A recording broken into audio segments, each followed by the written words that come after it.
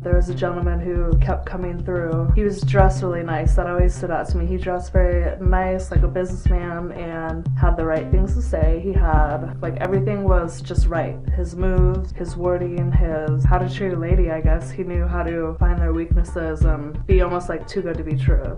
I tried to play hard to get for the first couple weeks that he was coming through. He kind of initiated like going out for a drink, but he made it sound really nonchalant. He came to me and he pretty much just said, you know, like the right things.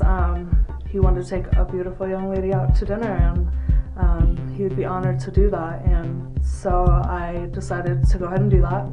I was getting ready. I thought we were going out for a casual dinner. I was getting ready, and he had called me and said to dress extra special because he was going to take me somewhere really nice. Not for 1 second did I ever think that was a danger zone. So he picked me up and we started to leave, and he told me that he had to make a stop and it would just take a second, and we headed out to North Portland. We pulled up to a house and he asked if I wanted to come in. I said I would just wait out in the car, and I remember he made the comment, well, you never know what'll happen out here, like you might want to come in just to be safe. And he never made the impression of being demanding or pressuring me or anything, so I was just like, okay, you know, got out of the car. And when we went in, I had realized that there were drugs everywhere. There were guns sitting on tables. That's when all the red flags went off. When I walked in the house, I noticed he went over to a couple men and kind of pointed to me and was talking, and before I knew it, I had, I want to say 4 guys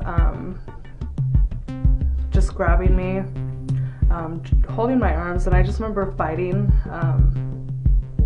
And I was tossing so much that they were trying to inject something into my neck, but ended up hitting me in my chest because I was just trying to resist. I didn't understand what was going on, and within seconds I could see, I could hear, but I couldn't move.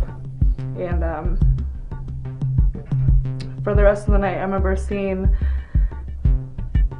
the man who was supposed to take me on a date just sit in the corner while he let all of his friends, just one by one, just rape me. And the next morning when I woke up in a really dark, cold room, and I put on my clothes really quick, and I just remember thinking, get out.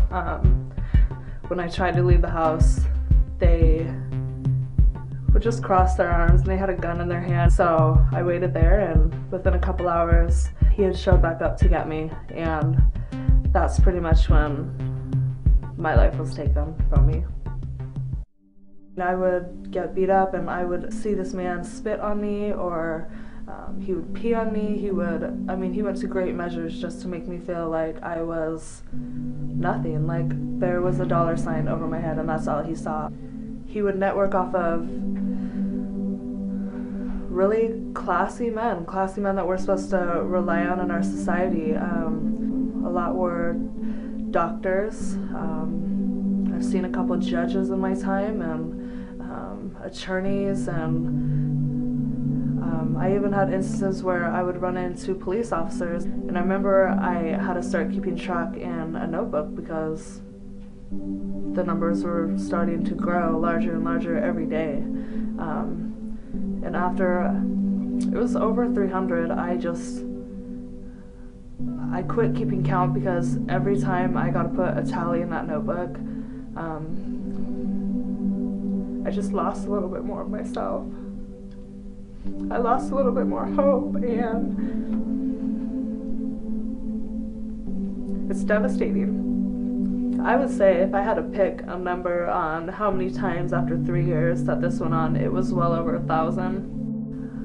I saw this car that used to drive through our apartment complex a lot, and every time I saw it, I just got this gut feeling because all over it said "Stop Child Trafficking Now," and my gut would churn because I would see my 3-year-old son sitting behind me and thinking, if he ever had to go through that,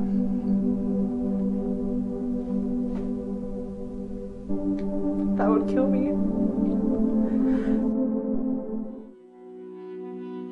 I'm thankful for the car at my apartment complex with the stickers on the side that represent something to me, who lived it and experienced it. And I'm foremost thankful for the woman who